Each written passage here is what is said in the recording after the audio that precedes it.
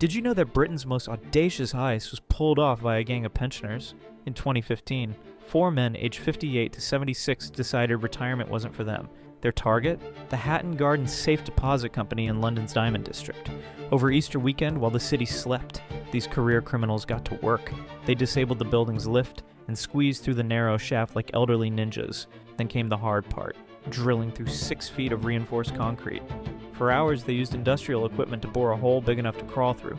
Inside the vault, they ransacked safety deposit boxes, stealing 14 million pounds worth of diamonds, gold, and cash. The gang included veterans from the infamous 1983 Brinks-Met gold bullion robbery. They thought their age made them invisible to police. But their downfall came from old habits.